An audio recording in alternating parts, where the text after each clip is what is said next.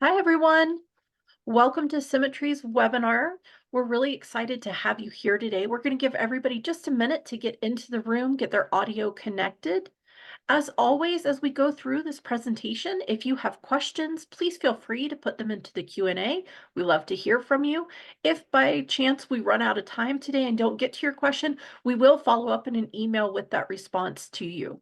I will be sharing the handout in the chat via a link, so that'll be accessible to you here in just a minute. I'm Missy Gilliland, the Director of Learning and Development here at SimiTree, and we're very glad you could join us today for another great webinar from one of the best experts in the business. We're going to talk about building a compliance plan. I'm going to turn it over to Laurie to introduce herself and get us started. Good afternoon or good morning, depending on where you are. I'm Laurie Newlun, Senior Manager with the Compliance and Regulatory Department here at SimiTree. I appreciate you all joining us this afternoon.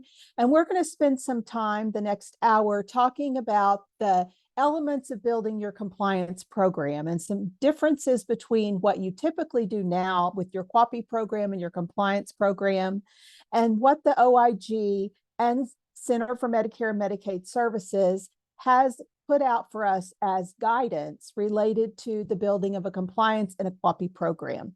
So as we proceed through this morning, we'll be talking about QAPI versus your compliance plan, the goals of your compliance program, the elements of an effective compliance program, and demonstrating compliance effectiveness.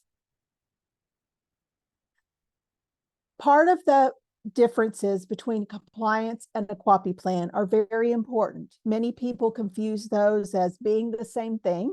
So I thought it was very timely that we take a minute to explain the differences between the two. So as we look at a QAPI plan, this is our Quality Assurance Performance Improvement Plan that many of us are required to do via regulation. This is commonly confusing between the QAPI plan and the organization's corporate compliance plan. While these do overlap, they're not exactly the same. A compliance plan per CMS is a quality assurance performance improvement plan. It's a written framework that guides an organization's efforts to maintain and improve the quality of care and services provided. It's a proactive approach that involves continuous data-driven assessments and planned interventions to enhance overall quality, life, and care. The key points for a QAPI plan include the purpose of a QAPI plan is to aim to identify opportunities for improvement and address gaps in your system. It focuses on indicators related to outcomes of care and quality of life. The components of the plan include guidelines for governance, leadership, feedback, data systems, monitoring performance improvement projects, or your PIPs, as you hear them referred to, a systematic analysis and systematic action plan. It's a living document. The QAPI plan is intended to be a living document that organizations are continually reviewing and revising. Under the CMS plan, which is made available to state agencies, federal surveyors, or CMS upon request, there are reminders that it's coordinated application of the quality assurance and performance improvement to improve the safety and quality within your organization. The QAPI plan, defined by CMS, is a framework for effective, comprehensive, data-driven program that focuses on the indicators that reflect outcomes. QAPI takes a systematic, comprehensive, and data-driven approach to maintain and improving safety and quality. So I want you to take notice that when we're talking about what the purpose of your QAPI plan is, it's really devoted to areas related to your patient care and the services and safety and quality that you're providing. Next slide. So when we look at the QAPI plan, Quality Assurance Performance Improvement Plan, there's a couple of questions we want to ask about this. Like, why do we do it? What's the purpose? Who's responsible or involved in this process, and how? So when we talk about the why, it's an evaluation of high-risk topics, adverse events, performance indicators, survey findings, and complaints, typically. When per CMS, it's a living document related to care and service areas with the goal of safety and increased quality related to patient care. It is reflective of all the care and services areas of the organization, Some CMS regulators require a specific individual to be appointed by the governing board for oversight, development, and ongoing monitoring of the organization's QAPI plans. So many times you'll find in your conditions of participation that that's a requirement that someone specifically be appointed by your governing board. The role of the QAPI person that's doing the development is by establishing performance indicators and reflecting areas of needed improvement. Inclusion of governments and leadership. It includes monitoring, systematic analysis, and action through the development of performance improvement projects, or PIPs. So when we look at our compliance plan, next slide, then we go to looking at the who, what, when, and how of our compliance plan.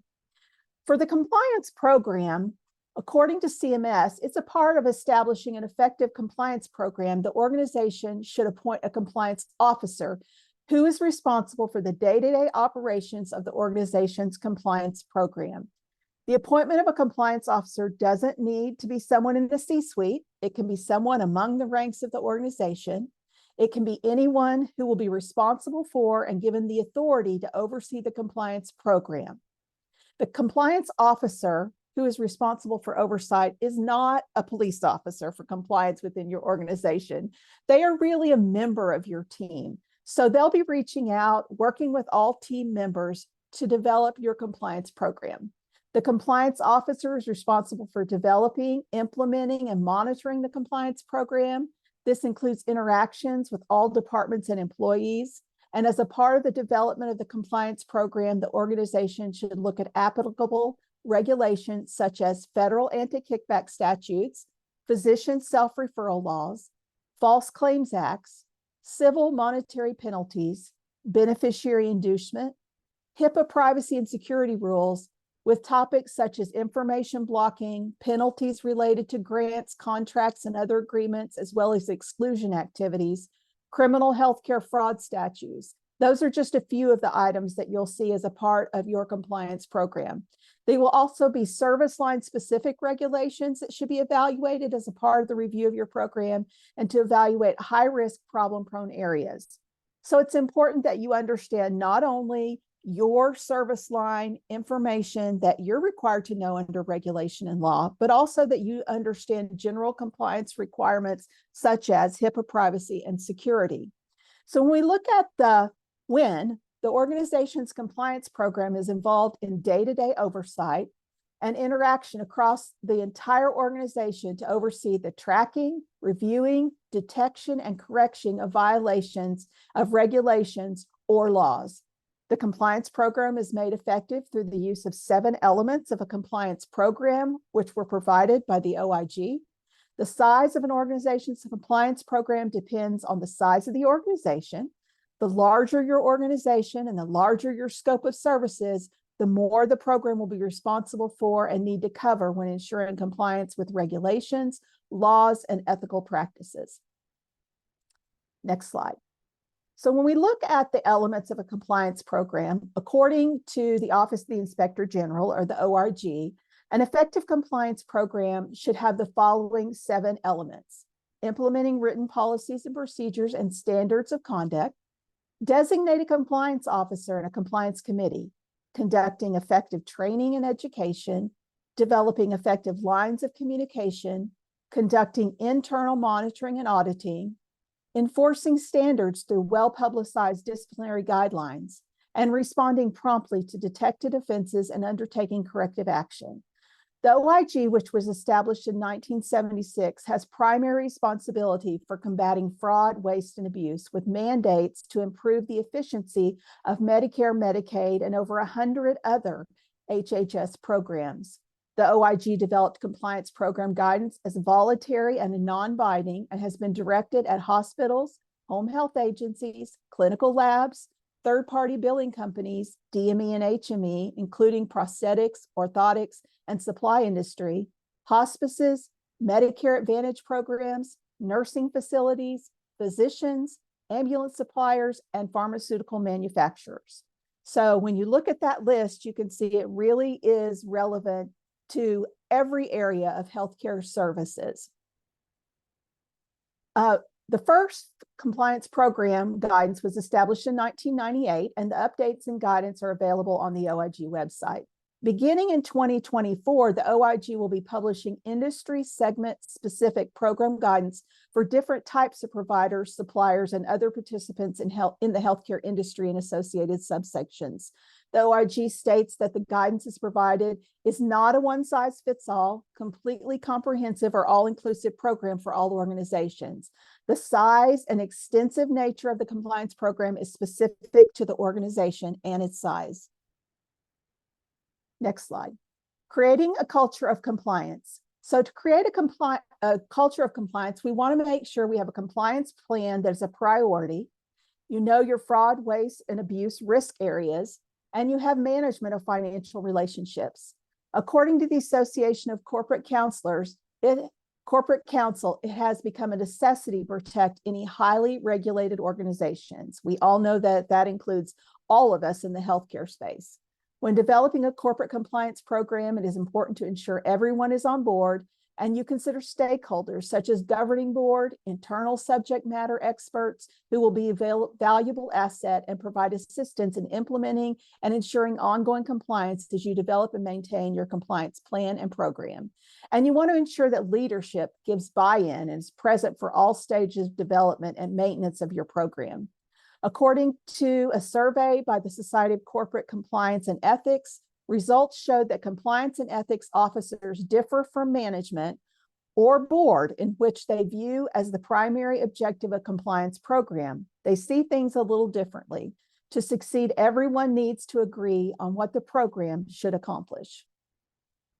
So when we look at the elements of a compliance program, we're going to start with the first element, which is compliance policies and procedures. These are the 7 elements you should be looking at when developing your compliance program. The compliance policies and procedures should encompass at least 2 areas: the implementation and operation of the entity's compliance program, including the 7 elements, is discussed in this section, and processes to reduce risks caused by noncompliance with federal and state laws. According to the OIG, through written policies and procedures, entities can provide a roadmap for relevant individuals outlining their duties within the organization. So these rules and regulations, policies and procedures are really job specific and are directed to what needs to occur within that organization. They develop a workflow management and impose document requirements. They define individual and organizational oversight rules. They implement control entities wide to mitigate compliance risks specific to your entity. Policies and procedures also demonstrate to stakeholders and other interested parties, including government regulators, how the entity strives to comply with applicable laws, regulations, and requirements. As a part of the development of the compliance policies and procedures, the organization should have a code of conduct. The code of conduct is a guide to communicate the organization's missions, goals, and ethical expectations. Policies and procedures are regularly reviewed and updated as needed as a part of the organization's goal to maintain organizational-wide compliance. The implementation and operation of the entity's compliance program includes these 7 elements, which we will be discussing in depth, and processes to reduce risk caused by noncompliance with federal and state local laws and regulations. Element 1 also is common compliance, involves some common compliance risk areas in the healthcare space. Those would be billing, coding, sales, marketing, quality of care, patients' incentives, and arrangements with physicians, other healthcare providers, vendors, and other potential sources or recipients of referral of healthcare. Policies and procedures are based upon the organization's specific areas of risk, and those include the areas listed above, but also may have additional areas of risk depending on your organization. Element 2 is in regards to the compliance leadership. So every entity should designate a leader as the entity's compliance officer. A key indicator of the board and senior leadership's commitment to compliance is the appointment and support of a compliance officer who has the authority, stature, access, and resources necessary to lead an effective and successful compliance program. Per the OIG, every entity should designate a leader as the entity's compliance officer. A key indicator of the board and senior leadership's commitment to compliance is the appointment and support of the compliance officer, who has the authority, stature, access, and resources to lead an effective, successful compliance program within your organization. That means that you've got the support through all elements of developing your compliance program and as you monitor it in ongoing years. Slide 2. The compliance leadership is the compliance officer. Primary responsibilities should include advising the CEO, the board, and other senior leaders on compliance risks facing the entity's compliance risks related to strategic and operational decisions of the entity and the operation of the entity's compliance program. The compliance officer should report either to the CEO with direct and independent access to the board or to the board directly. They should have sufficient positions within the entity to interact on an equal or otherwise senior leadership of the entity. So you want to make sure that they have direct access to the senior leaders, that they work at the same level that those folks do, even though they might not have equal level on the organizational chart. They should have equal access to them. They should demonstrate unimpeachable integrity, good judgment, assertiveness, an approachable demeanor, and the ability to elicit the respect and truth of the entity employees. So they should be the entity employees should feel like they're part of the organization. They could go to them. Their office doors are open. They're really a resource for the employees. They should have sufficient funding and resources and staff to operate the compliance program, capable of identifying, preventing, mitigating, and remediating the entity's compliance risks. Also, as a part of the compliance leadership, they're responsible for oversight and monitoring and implementation and operations of the compliance program. The compliance officer's primary responsibilities should include overseeing and monitoring and implementing and the operation of the compliance program, advising the CEO and the board and other senior leaders on compliance risks facing the entity, compliance risks related to strategic and operational decisions of the entity, and operation of the entity's compliance program. They chair the compliance committee and they report to the board on the implementation, operation, and needs of the compliance program, the compliance risks the entity faces, and the methods through which the entity is addressing or can address those risks. Revising the compliance program and plan periodically in light of changes in the needs of the organization or changes in applicable law and policies and procedures of third-party payers may be necessary. They may coordinate with human resources to ensure all directors, officers, employees, contractors, and medical staff, if applicable, are screened before appointment or engagement and monthly thereafter through the exclusion records checks and our applicable state Medicaid program exclusion list. So you can kind of see by this list that the compliance officer and the compliance program and development process is really intuitive and looking at all elements of the organization. Unlike your QAPI program, which is looking at patient care, your risk related to safety and care of the patients and ensuring quality care, they also look at that information, but they look across every entity of the organization.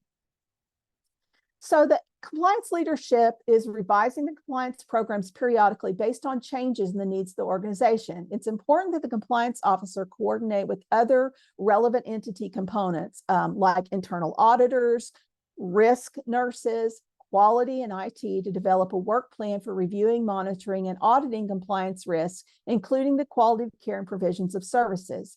Independent investigators and acting on matters investigations and acting on matters in compliance related to the flexibility of design and coordinate internal investigations. So any investigation that's going on with the organization, your compliance officer and maybe your compliance committee will be part of that responsibility. It doesn't all fall to the compliance officer. That's why they have a committee. That's why they work with individual departments. They develop policies and programs and encourage personnel to report suspected fraud, waste, and abuse to hopefully stay away from any improprieties without fear of retaliation.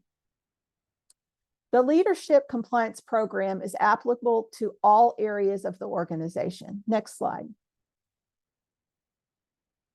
Next slide. So when we look at the compliance leadership within the organization. The OIG says the compliance officer should be the chair of the compliance committee, which should include relevant leaders from both operational and supporting departments. For example, billing and coding, clinical and medical finance, internal auditing, IT, health information management, human resources, legal, quality, risk management, sales and marketing, and other operational managers. The main role of the compliance committee is to assist the compliance officer in implementing and operating and monitoring the compliance program. This includes analyzing applicable legal and regulatory requirements, developing and updating policies and procedures, monitoring and recommending internal updated policies and procedures and systems and controls, assessing training needs and effectiveness, developing a disclosure program and promoting compliance reporting, assessing effectiveness of the disclosure program and other reporting mechanisms, conducting an annual risk assessment, developing a compliance work plan, evaluating effectiveness of the compliance work plan and any action plans for risk remediation, evaluating the effectiveness of the compliance program. The OIG underscores that compliance committee members sometimes mistakenly view their duties as overseers of the compliance officer and compliance program rather than supporting and working with the compliance officer on the compliance program. So it's very important that they understand what their role is within this compliance structure and within the organization. The compliance officer should not lead or report to the entity's legal or financial functions and should not provide the entity with legal or financial advice or supervise anyone who does. The compliance officer should report directly to the CEO or to the board, and to be effective, the compliance officer should also maintain a degree of separation from the entity's delivery of healthcare items and services and related operations.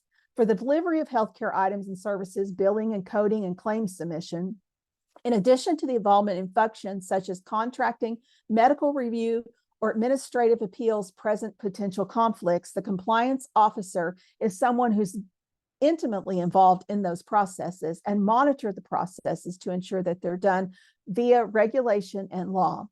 Whenever possible, the compliance officer's roles and responsibilities should be compliance. Some compliance officers may have dual roles also as privacy officers within the organization. When you look at the next slide, when you look at the board oversight responsibilities of the compliance program, the board should ensure that the compliance officer has sufficient power, independence, resources to implement and maintain and monitor the entity's compliance program and advise the board about entity's compliance operations and risk. Board members do have a responsibility related to the overall compliance of the organization. And should the organization be reviewed by an outside entity such as the OIG, the board is also held responsible for compliance responsibilities. Next slide. Element 3, which is training and education. All board members, officers, employees, contractors, and medical staff or volunteers, if applicable, of the entity should receive training at least annually on the entity's compliance program and potential compliance risks. When defining appropriate training and education, the OIG states the compliance officer, with the support and aid of the compliance committee, should develop and coordinate a multifunction education and training plan specific to the needs and risks presented by that entity. The program should include education and training on the entity's compliance program, federal state standards applicable to the entity, and board governance and oversight of the healthcare entity. The compliance officer should develop an annual training plan that includes the training topics to be delivered and targets audiences for each topic. The annual training plan should incorporate materials addressing any concerns identified in audits and investigations. The compliance committee should review the training plan at least annually to ensure that the compliance training topics and materials addressed current needs, including any issues identified through monitoring and auditing and changes in federal and state healthcare requirements. All board members, officers, employees, contractors, and medical staff of the entity should receive training at least annually on the entity's compliance program and potential compliance risks. The training should describe the entity's commitment to complying with federal and state standards and review the applicable fraud and abuse laws, the Federal False Claims Act, the federal anti-kickback statutes, and any other applicable state fraud and abuse laws. The training should also explain the elements of the entity's compliance program. Training and education with the support and aid of the compliance committee, the compliance officer should develop and coordinate an education training program specific to the needs. The training should describe the entity's commitment to complying with federal and state standards and review the applicable fraud and waste and abuse regulations. The training should also explain the elements of the entity's compliance program. Next slide. Specific topics may include the identity and role of the compliance officer, the role of the compliance committee, the importance of open communication with the compliance officer, the various ways individuals can raise compliance questions and concerns with the compliance officer, non-retaliation for disclosing or raising compliance concerns, the means through which the entity enforces the written compliance policies and procedures, equitable and impartially. This training should also explain the elements of the entity's compliance program, specific topics such as we mentioned above, the identity and role of your compliance officer, which should be outlined on your organizational chart, that compliance committee outlining what their specific roles are within the organization, how they work with the compliance officer, and what the expectations are, the importance of the open communication with your compliance officer. That's why the compliance officer should be just a part of the everyday organizational guidance and not the police officer. They should be approachable. They should be someone that you feel comfortable going to ask questions, to raise concerns, and ensuring that the entity may develop and require training reflective of risk specific to the entity's business. So depending on what type of service lines you're in, you want to be sure that you've evaluated and as part of your compliance plan and program that you're looking at high risk, problem-prone areas that are risk for your service line entity. The role in healthcare delivery systems or any risk relevant through prior investigations or audits. Element 3 continued on the next slide.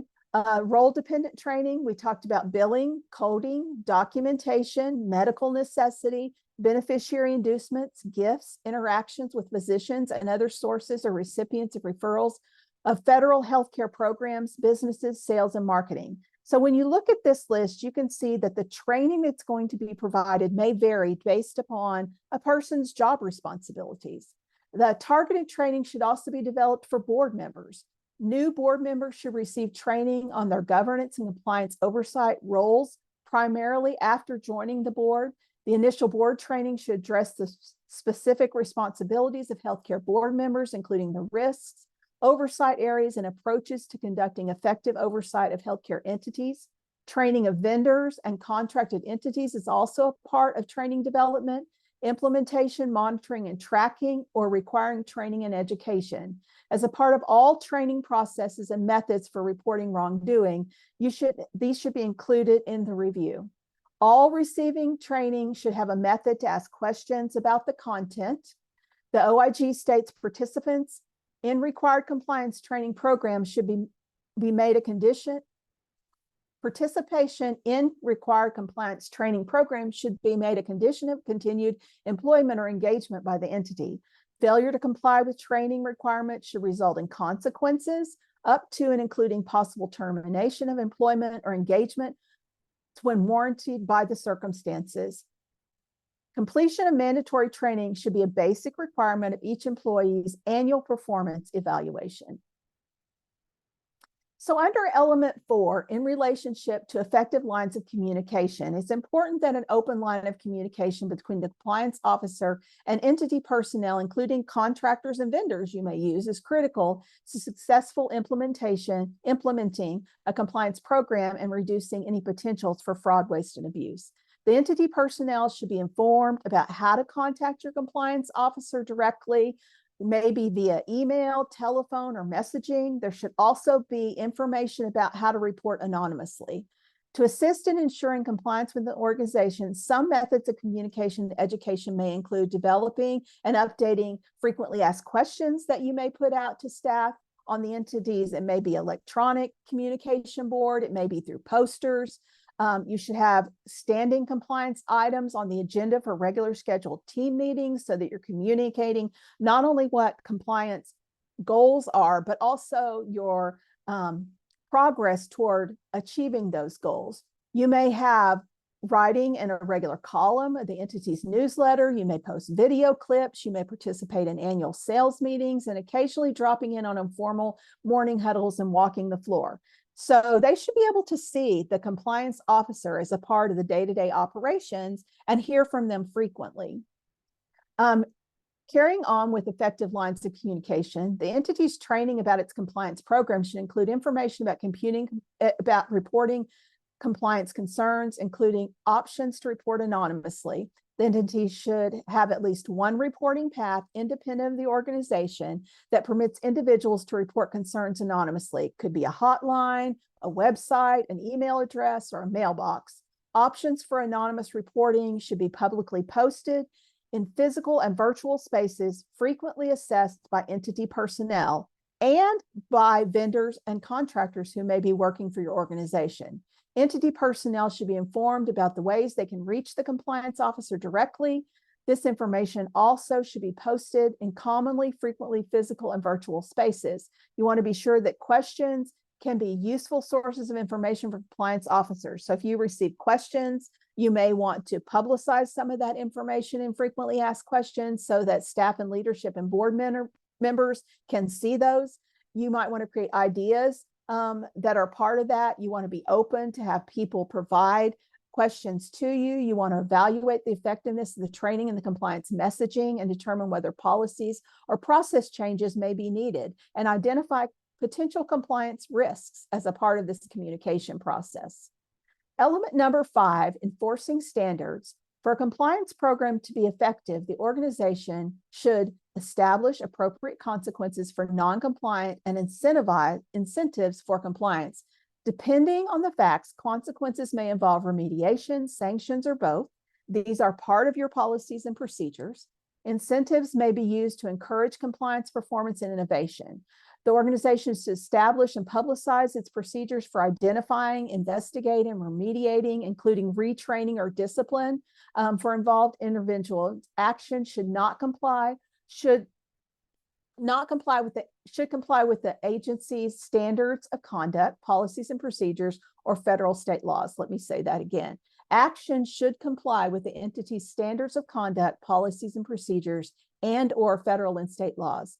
The procedures should identify the various consequences that may be imposed under specific circumstances involving noncompliance and functions. This is your progressive action plan within your organization. It's typically outlined in that code of conduct. It should also be specialized training for managers and human resources so that you can ensure that entity processes are consistent. These folks should be involved in decision-making regarding appropriate consequences. The entity should include in its guidance and compliance communications its commitment to taking disciplinary action or imposing other remedial consequences on a fair and equitable basis. The compliance officer should monitor investigations and results and discipline to ensure consistency.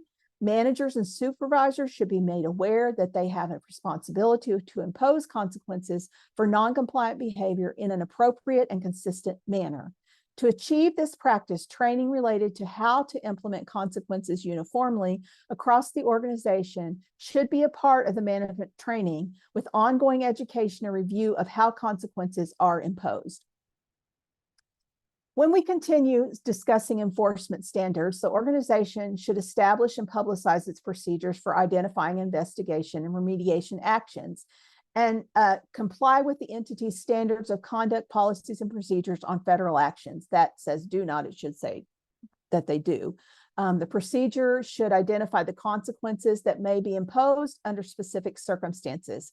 To deter non-compliant conduct, the consequences of non-compliance should be consistently applied and enforced. All levels of employees should be subject to the same consequences for the commission of a similar offense. Excuse me. The commitment to compliance applies to all levels of personnel within an entity, including contractors and medical staff. Entities should also develop appropriate incentives to encourage participation in the entity's compliance program. Behavior that entities might want to have incentivized should include things like achievement of compliance goals that are specific to the development of specific positions, descriptions, achievement that reduces non-compliance and increases a team to develop a process that reduces compliance risk or enhances compliant outcomes, or an individual who suggests a method of attaining a strategic goal with less risk. Performance of compliance activities outside of the individual's job description, mentoring or colleagues in compliance and performance, or performing on a compliance representative within the department or the team. Next slide. Under element 6, risk assessment, auditing, and monitoring. In recent years, the OIG, the compliance community, and other stakeholders have come in to recognize and place increasing emphasis on the importance of formal compliance risk assessment programs as a part of the compliance program.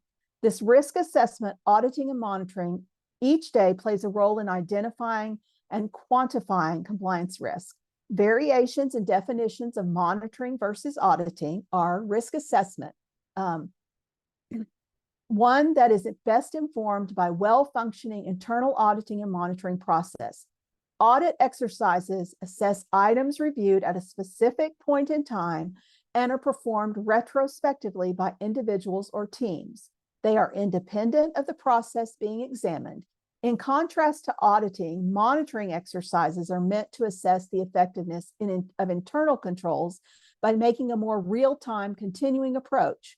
Whether conducted by the compliance team or the business itself, monitoring offers a less rigid approach to driving improvement to an organization's compliance program through identification of trends and findings of an organizational level. Key elements of monitoring is an internal function, while auditing is generally external, meaning outside of a department or outside of an organization.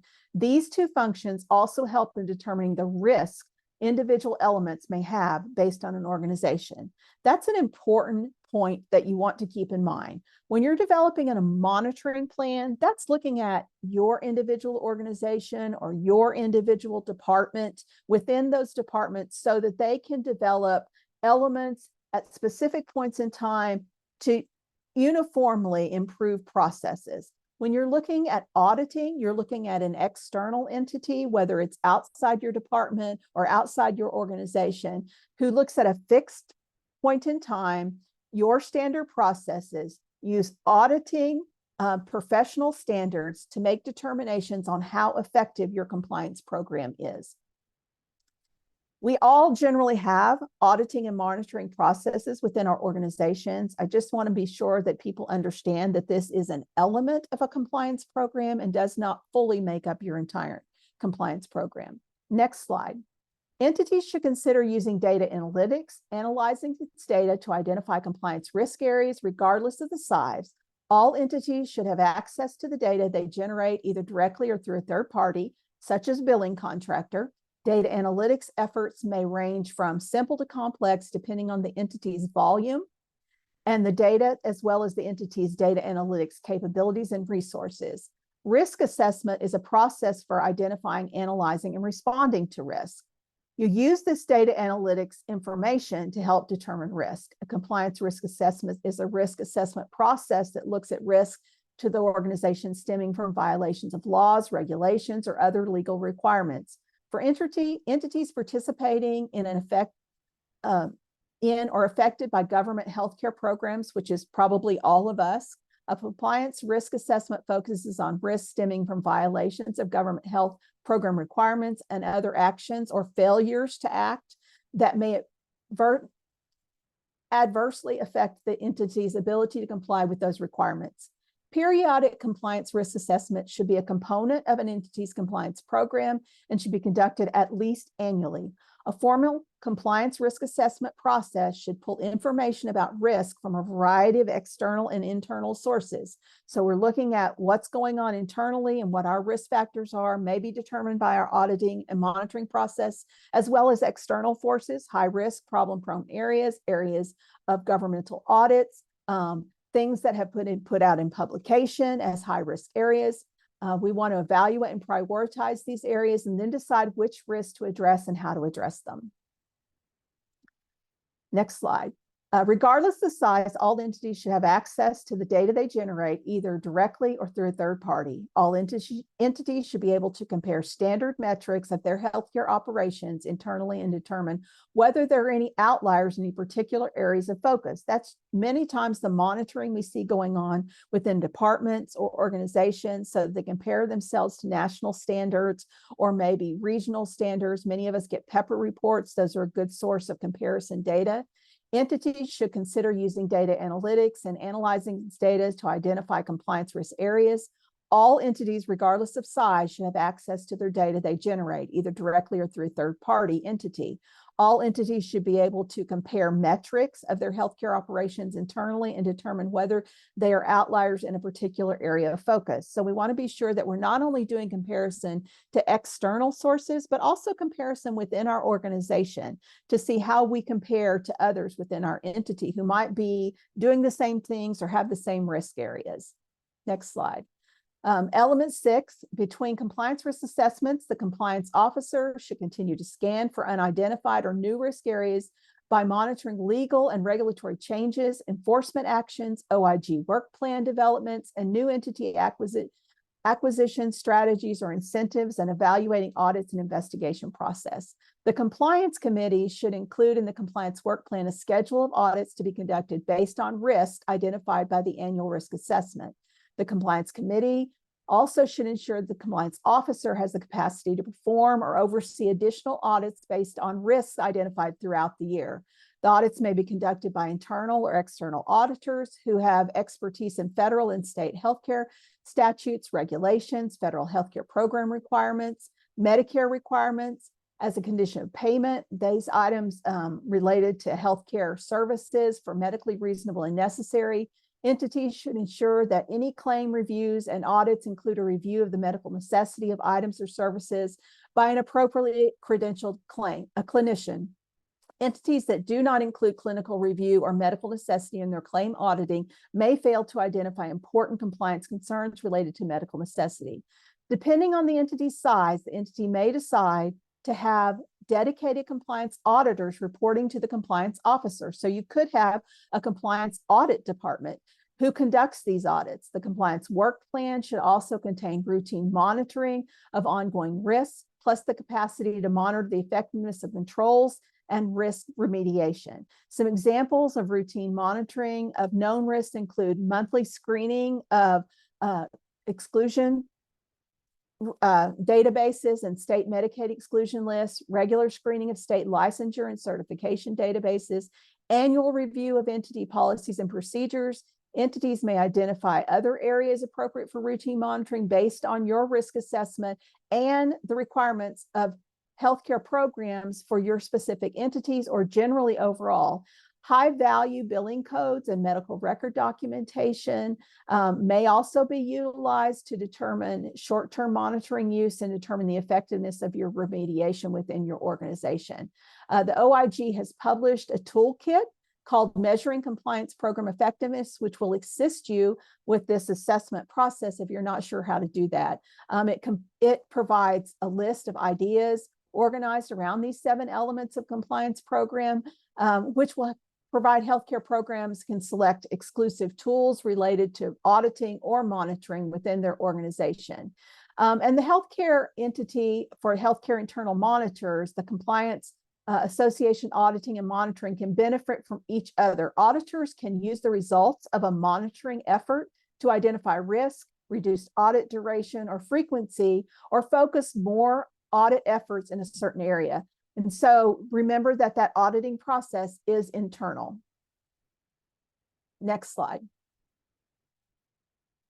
Element 7, which is our final element related to the development of compliance program, is around developing a corrective action plan. More specifically, compliance programs should include processes and resources to identify, investigate compliance concerns, and take the steps necessary to remediate any legal or policy violations that are found, including reporting to any governmental program agencies or law enforcement when appropriate, and analyze the root cause of identified impropriety to prevent a recurrence. So it's important that we really get to the root cause related to any improprieties which may occur within our organization, and that appropriate reporting is done.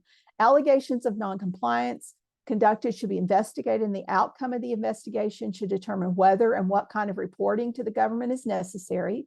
There may be material violations of applicable laws where no monetary loss to a federal healthcare program or government entity has occurred. However, in these instances, corrective action plan and reporting still may be required and are still necessary to protect the integrity of the ACL program and its employees. So when we look at the goal of the OIG, it really is to protect the program, Medicare, Medicaid, against fraud, waste, and abuse, and protect those individuals participating and enrolled in those programs. Excuse me.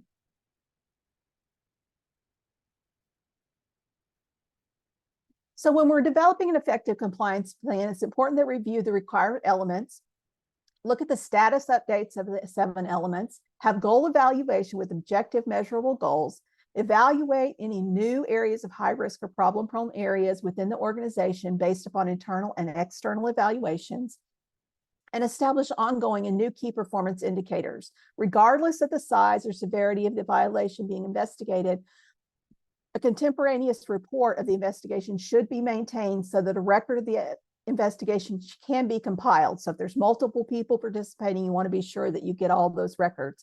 And the record should include a documentation of the alleged violation, a description of the investigative process, copies of the interview notes and key documentation, a log of the witnesses interviewed and the documents reviewed, the results of the investigation and any disciplinary action taken or corrective action implemented. And this may be organization-wide corrective action that's happening as a result of these investigations. The information provided today is just an outline of high points related to the development and implementation of a compliance program within your organization.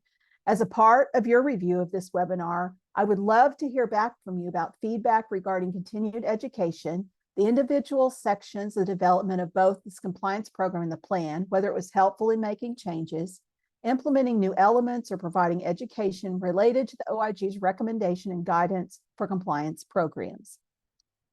Missy, it looks like we have a few minutes. Do we have any questions? Well, let me see. We just caught one. So is there a general rule of thumb for retention of compliance reports? So you should understand that when we look at compliance reports, they are vital elements should an investigation take place. So it's recommended that you maintain those for 7 to 10 years, depending on some state regulations as well within your organization. If you had an entity come in and review your organization, they would ask to see if you had a compliance plan, what you've done. You would want to show evidence, excuse me, that you'd worked on an element, what you'd done, how you'd maintained that and monitored it, just like you do kind of with your QAPI plan. Excellent. Thanks, Laurie. And then another question, is it common to have a QAPI coordinator also be the compliance officer?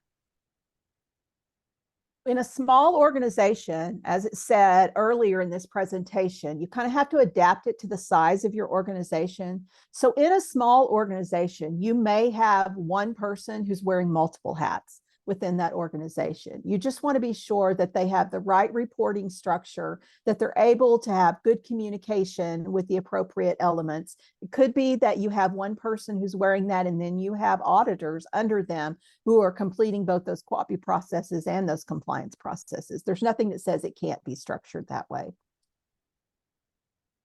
Excellent. Are there any other questions? We'll give everybody just a minute. I'm going to pull up the reference slides so you guys can see where we gathered some of this information, some of the tools and resources that are available for you. If you do have any questions, feel free to put them in the Q&A. Yes, and I would be very interested as a part of your comments if you could include whether in-depth separating these processes would be an area that you would be interested in as a part of a webinar, if that would help you with additional education going forward so that we can kind of structure how we can be of most assistance to not only our internal but our external customers as well.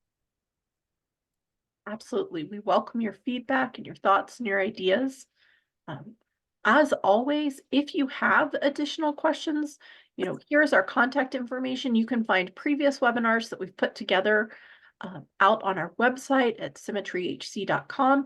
You can also reach out to Laurie directly. There is her email. She's always welcome your comments, your feedbacks, your discussions, your questions.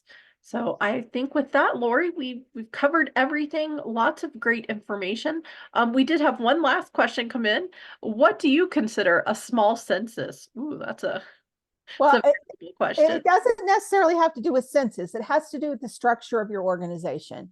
So while you might have a small census, you may have multiple programs. And so you may have a large organization that covers a lot of service lines. So you have to look at what the needs of your organization are, not just what the census is within your organization. But I will say that if you are an organization that has a very large census, you are going to have more needs than one who has maybe a census of 20. If you have 1,200 patients, you're going to experience more needs. You're going to have more staff. You're going to have more training needs, and all those things that are required to develop your plan are going to be much more extensive. So you have to take that into consideration as well. Excellent. I think that is it for questions. As always, like I said, if you think of something else, something triggers after you think about this presentation, feel free to reach out. We will send out a copy of the recording with the handout. Usually takes about 2 to 3 days for that to come out. But if you need anything, please don't hesitate to reach out. Thanks for joining us today. Laurie, thanks for sharing your breadth of information. It was a wonderful presentation. Thank you. Have a Have a good great evening. day, everybody.